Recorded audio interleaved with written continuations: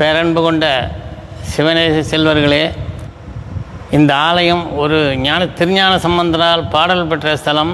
பஞ்சாரண்யத்தில் அர்த்தியாம க்ஷேத்திரம். இந்த அர்த்தியாம க்ஷேத்திரத்துக்கு ஞானசம்பந்தர் தரிசனத்துக்கு வருகிறார். பஞ்ச ஆரண்யம், அதாவது 5 ஊர், 5 ஆரண்யம், 5 காலத்துக்கு தரிசனம் பண்ணி வர்றார். திருக்கருகார் உஷகாலம் பண்ணுறார், அவளிவநல்லூர் காலசிந்தி பண்ணுறார், ஹரித்வாரமங்கலம் உச்சிகாலம் பண்ணுறார், ஆலங்குடி சாயரட்சை பண்ணுறார். அர்த்தஜாமத்துக்கு இந்த ஊருக்கு வர்றார் ஞானசம்பந்தர். வரும்போது இந்த 4 ஊர் ஆற்றுக்கு அக்கறையில் இருக்குது, இந்த ஊர் மாத்திரம் இக்கரையில் இருக்குது. இக்கரைக்கும் அக்கறைக்கும் ஓடம் போயின்ட்டுருக்கு. சாயரட்சை தரிசனம் பண்ணிட்டு வரும்போது இருட்டி போயிடுறது. ஓடக்காரன் கரை தெரியலன்னு ஓடத்தை அக்கறையில் கட்டிட்டு வீட்டுக்கு போயிடுறான். அடியார்கள் வந்து அக்கறையில் நிற்கிறாங்க. ஆற்றுலையே ஜலம் வெள்ளப்பெருக்கு எடுத்து போகிறது. அக்கறையில் ஒரு ஆலயம், வைப்பு ஸ்தலம், சிவபெருமானுண்டி தான். அவர் பேர் நம்பர் சுவாமின்னு பேர். அவர்கிட்ட போய் எல்லோரும் ஞானசம்பந்த அடியார்களாம் முறையிடுறான்.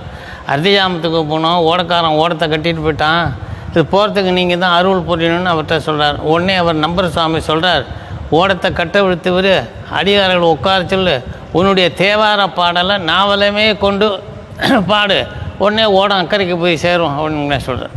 உடனே ஞானசம்பந்தர் ஆனந்தத்தில் ஓடத்தை அவுத்து விடுறார். அடியார்கள் உட்காச்சார், நின்று பாடுறார். கொட்டமே கமழும் கொள்ளம்பூதூர் நட்டமாடிய நண்பனி உள்க செல்ல உந்துக சிந்தையாத்தோடு நல்குமார் அருள் நம்பனி. ஓடம் வந்து அணையும் கொள்ளம்பூதர் ஆடல் பணி, அது மாதிரி ஒவ்வொரு பாட்டாக பாடுறார்.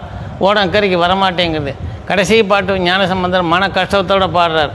கொன்றேசேர் சனியான் கொள்ளம்பூதூர் நன்று காழியுள் ஞானசம்பந்தன் சொல்லும்போதே பாதி ஆற்றிலேயே ரிஷபாரடமாக காட்சி கொடுத்தார் பரமேஸ்வரன் பார்வதி. உடனே இந்த அடியார்களை பரமேஸ்வரன் பாதி அழிச்சுன்னு வர்றார். அழிச்சு வந்து கோவிலில் அன்றைக்கி ராத்திரி தங்க சொல்லியேன்னு அடியார்கள் ரொம்ப சிரமத்தை கொடுத்துட்டோன்னு இந்த அர்த்தஜாம பூஜையை மறுநாள் காலம்பரை 8 மணிக்கு அர்த்தஜாம தரிசனம் பண்ணிட்டு இங்கே மாயிரம் கடமுகத்துக்கு வரும். அதுதான் இந்த ஊருக்கு சிறப்பு. அதை ஐப்பசி மாதம் அமாவாசைக்கு மறுநாள் தீர்த்தம், மறுநாள் காட்சி கொடுக்கறது, மறுநாள் பிரதம காட்சி கொடுக்கறது. இதுதான் இந்த ஊருக்கு முக்கியமான க்ஷேத்திரம். ஓட உற்சவங்கிறது இந்த ஒரு ஊரில் தான்.